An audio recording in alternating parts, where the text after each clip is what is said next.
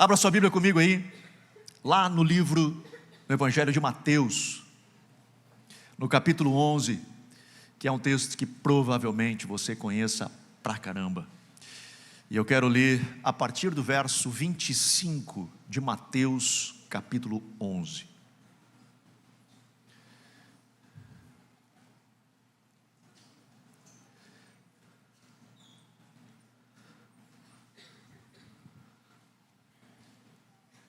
Diz assim, verso 25: Naquela ocasião Jesus disse: Eu te louvo, Pai, Senhor dos céus e da terra, porque escondestes essas coisas dos sábios e cultos e as revelaste aos pequeninos. Sim, Pai, pois assim foi do teu agrado. Amém. Papai, abençoa, Senhor, a tua palavra, que nós sejamos sensíveis à voz do teu Espírito. Senhor, fala conosco. Ministra no Senhor nessa noite, eu te peço, em nome de Jesus. Amém. Deixa eu tentar contextualizar para você o capítulo 11 de Mateus. No início do capítulo, Jesus fala de João Batista, e ele está anunciando aos judeus quem João Batista era, e dizendo: olha, de todos os profetas, ninguém foi igual a João Batista. Ele foi o cara. E ele começa a falar de João Batista para os judeus, para os religiosos. Depois, na minha Bíblia, diz assim, o título dessa passagem diz assim: as cidades impenitentes, que ele fala sobre Betsaida, Corazim, sobre Cafarnaum, e ele compara essas cidades a Tiro, Sidom, a Sodoma, e ele diz assim: se em Sodoma tivesse operado os milagres que operaram nessas cidades, vocês já há muito tempo, eles já há muito tempo teriam se arrependido, e vocês não se arrependem, vocês são religiosos, vocês não se arrependem. E aí ele diz assim, no verso 25, por este tempo, enquanto ele conversava com esses judeus, ele diz assim, Jesus faz uma afirmação: graças te dou, ó Pai, porque ocultaste estas coisas dos sábios e entendidos, e as revelaste aos pequeninos. Sim, Pai, porque assim foi do teu agrado. Agrada a Deus, é de prazer a Deus ocultar coisas de sábios e entendidos e revelar aos pequeninos. É impressionante como nós temos uma tendência a desejar nos tornar cada vez mais sábios e entendidos, e nós nos esforçamos para isso. Nós nos esforçamos para nos tornarmos pessoas sábias e entendidas. Mas Jesus diz que Ele oculta coisas dos sábios e entendidos e revela a pequeninos. Tá, Anderson, então tu está querendo dizer que eu preciso ser bocó. Você está querendo dizer que eu preciso ser um tosco, que eu preciso ser burro. Não estou dizendo isso. Até porque a Bíblia diz: quem tem falta de sabedoria, peça a Deus, e Deus vai dar gratuitamente. Deus nos incentiva a buscar conhecimento e a pedir sabedoria. Portanto, ele diz assim: não seja bocó, peça sabedoria, adquira conhecimento, vá atrás disso. Qual é a crítica de Jesus então? A crítica de Jesus neste ponto é quando você acha que é sábio, quando você acha que é entendido, quando você perde a capacidade de manter o coração aberto para aprender como um pequenino. Quando você se acha que sabe tudo, quando você acha que, cara, bom, eu atingi o meu limite, eu sei tudo, eu conheço tudo, ou nessa área pelo menos eu domino, esse é o meu chão. Ele diz: cara, provavelmente esse maluco aí perdeu a capacidade, além de ser soberbo, perdeu a capacidade de aprender, ele perdeu a sensibilidade. Por isso que Jesus diz: a revelação, ela vai ao pequenino. O sábio e entendido, não tem como eu querer colocar alguma coisa para dentro da cabeça dele, porque ele não está aberto para receber. Agora, o pequenino, ele está ali, cara, de boca aberta, querendo comer tudo que você fala. E aí Jesus diz: cara, enquanto você se manter como um pequenino, enquanto você tiver este coração de pequenino, você é um alvo de Deus para lhe dar revelação, para trazer comida fresca do céu sobre a sua vida, para você poder enxergar de fato como as coisas são, porque essa é a palavra revelação, é desvelar, é tirar o véu, né? É como você tem o véu, você enxerga através dele, mas você não vê exatamente, porque existe algo que está Revelação é desvelar, é tirar este véu que você consegue enxergar exatamente como as coisas são. Jesus diz, a revelação vem para os pequeninos. E aí ele diz, assim, ele inicia o verso dizendo, ocultaste estas coisas. Que coisas é essa que ele ocultou? Ele fala no verso depois, ele diz assim no verso 27, todas as coisas me foram entregues por meu Pai. Ninguém conhece o Filho a não ser o Pai, e ninguém conhece o Pai a não ser o Filho, aqueles a quem o Filho o quiser revelar. Nota que o conceito dessa palavra fala de paternidade, fala de filiação, do nosso relacionamento com Deus e o relacionamento de Deus Pai conosco. A revelação que era dada aos judeus, que Deus queria dar aos judeus, era justamente uma revelação de relacionamento, de paternidade, que os judeus não sabiam, que os judeus perderam. Na minha última pregação, quer dizer, na pregação anterior, que eu espero que não seja a última, né? Na outra pregação que eu fiz antes dessa, eu falei sobre a religião, e eu disse que a religião ela usa 4 coisas: culpa, medo, culpa, vergonha e ganância, para manter as pessoas conectadas na religião. A religião ela faz isso, ela nos conecta através de coisas, e nós ficamos presos a isso. Jesus estava dizendo, cara, é relacionamento. Ele estava conversando com os judeus e dizendo assim, cara, vocês que se acham sábios e entendidos, vocês estão perdendo algo. E a revelação é de paternidade, de um pai que se relaciona conosco, que ama se relacionar conosco, de conhecer a Deus Pai e de se sentir como filho, aonde nós temos relacionamento. Você vai me dizer assim, Anderson, eu sei disso, a Bíblia diz que Deus é Pai e que nós somos filhos, eu sei. Uma coisa é que você sabe aqui, outra coisa é que você vive aqui.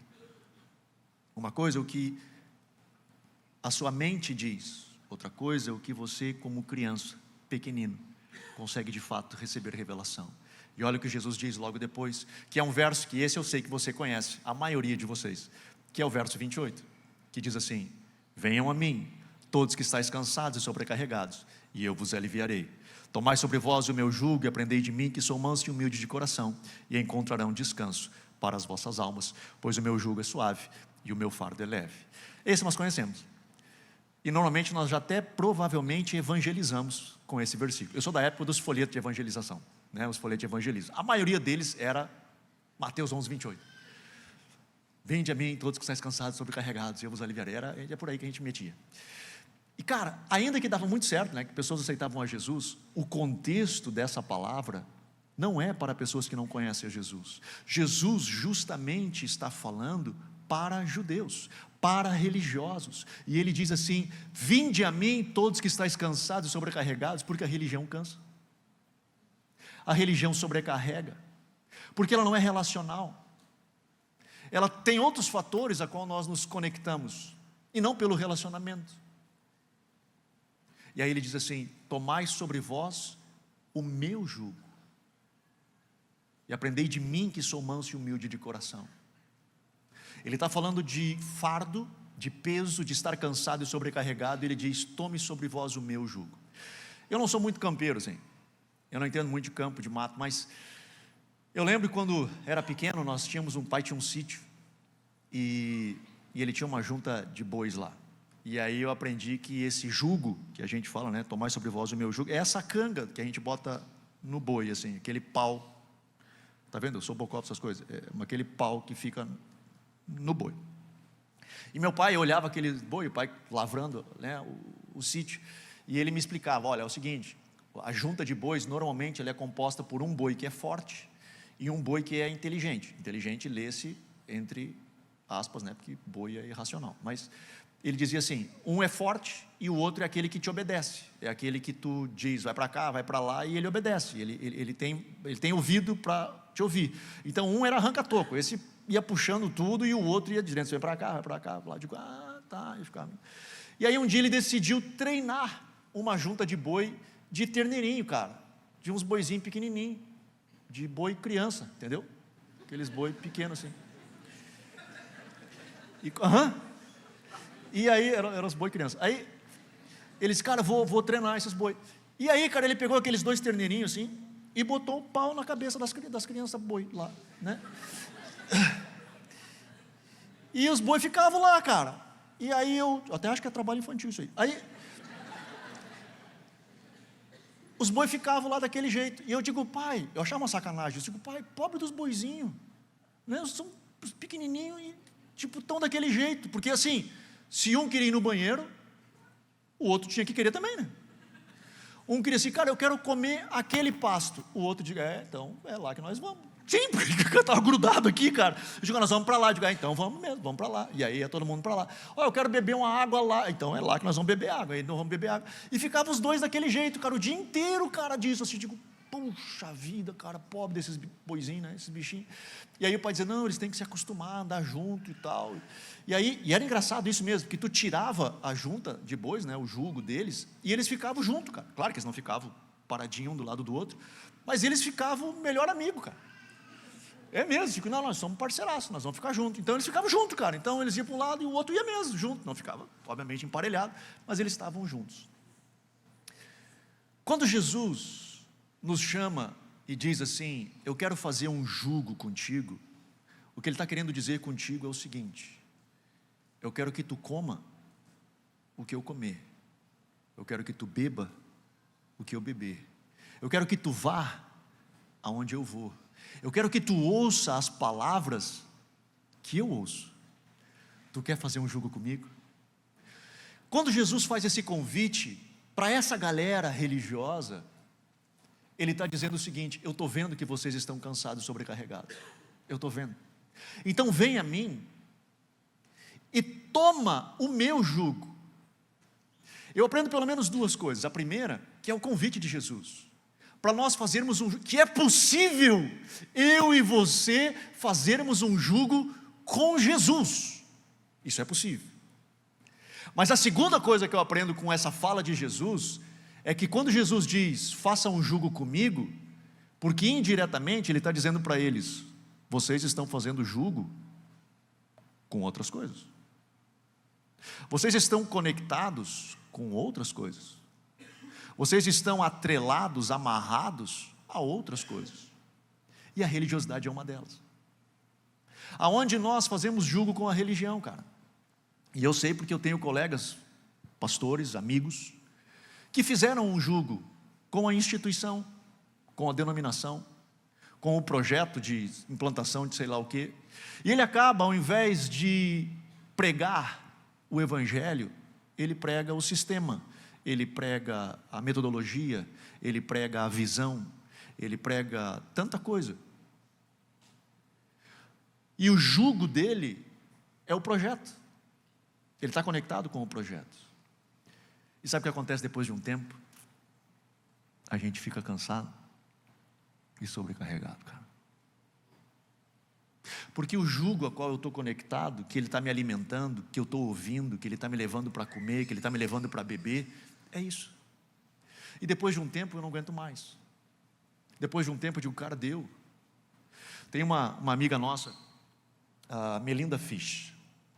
Ela é uma pastora americana de Pittsburgh, nos Estados Unidos. E esse dia nós conversando com os líderes, a gente lembrou dessa história, o Robson lembrou dessa história. Ela já era conhecida nos Estados Unidos, autora de vários livros, ela tem doutorado em teologia, enfim. Ela era conhecida nos Estados Unidos por vários livros que ela escreveu. Só que ela chegou nesse momento de ela estar cansada. E ela então teve um encontro com a paternidade de Deus, com essa mensagem que Jesus está dizendo aqui.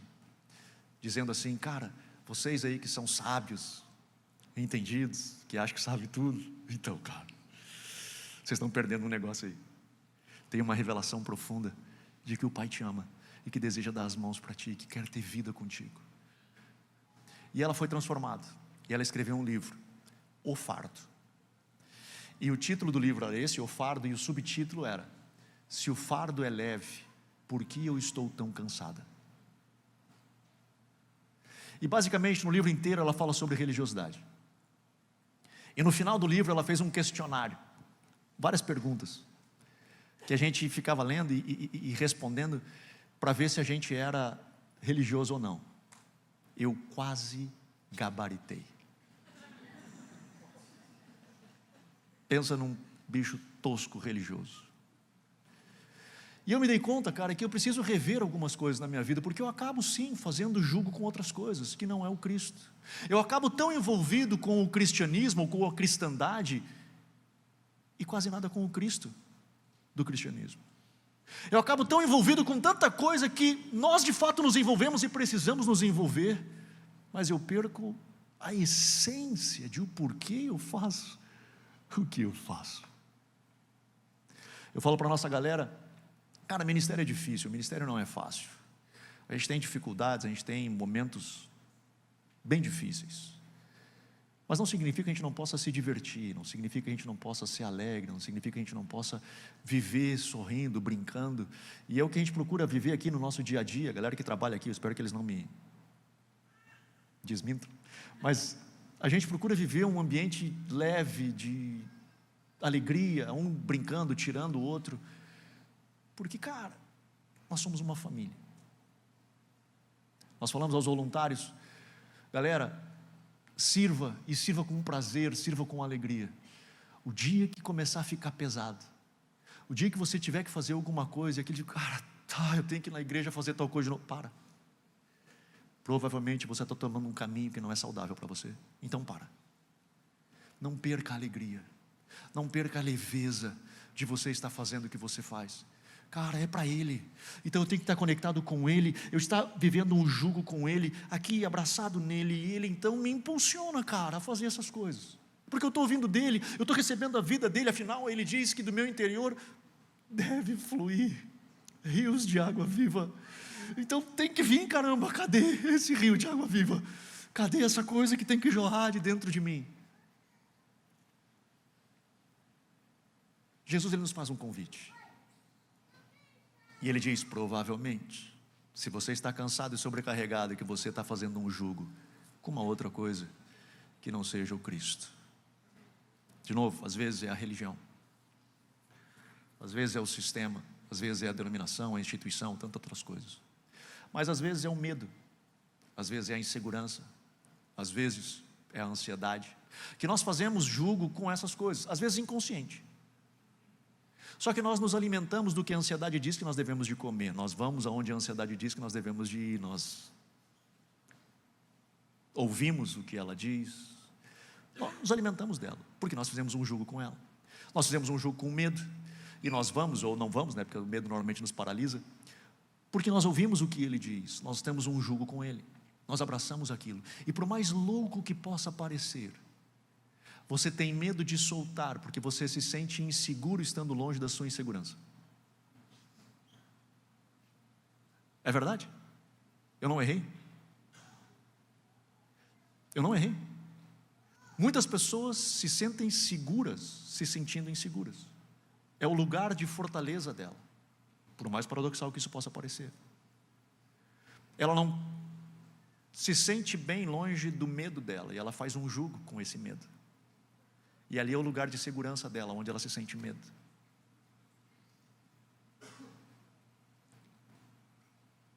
Porque ela fez um jugo.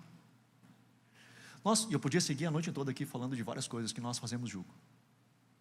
De coisas que nós decidimos abraçar junto e disse, nós vamos caminhar junto com esse troço aqui, nós damos as mãos e caminhamos com isso. Quando Jesus olha e diz assim, cara, você está cansado e sobrecarregado, é um sinal. Você está com o jugo errado. Porque o meu jugo, ele é suave, meu fardo é leve. E se você responder a esse convite que eu estou fazendo para você, de fazer um jugo comigo, você vai aprender de mim, que sou manso e humilde de coração. A pergunta nessa noite, cara, não é nem a de Jesus, quando ele diz, você quer fazer um jugo comigo? A pergunta dessa noite é, você quer fazer um jugo com ele? Você quer responder ao convite de Jesus, de fazer um jugo com Ele, de dizer, Jesus, eu tenho errado tanto, cara, eu tenho feito jugo com tanta coisa, e a minha vida hoje está bagunçada, eu estou cansado, eu estou estressado, eu estou inseguro, eu tenho medo, estou com problema, gastrite, um monte de coisa que está me dando por tanta coisa que está acontecendo, por julgos que eu estou fazendo com outras coisas que não deveriam de ser tudo. Eu me arrependo. Me perdoa. eu preciso dar as mãos a Ti e fazer um jugo contigo. Sim, Jesus, eu quero fazer um jugo contigo. Sim, Jesus, eu quero dar as mãos para Ti, eu quero comer o que Tu come, eu quero ouvir o que Tu ouve, eu quero beber o que Tu bebe. Eu quero ter, assim, a mente de Cristo, exalar o bom perfume de Cristo.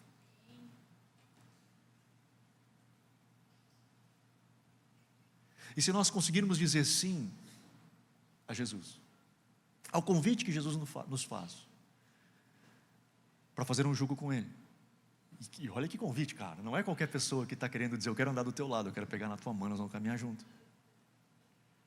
Se nós conseguirmos dizer sim, Ele diz, além de encontrarmos descanso, além de termos nossas vidas refrigeradas, Ele diz, e encontrareis descanso para as vossas almas.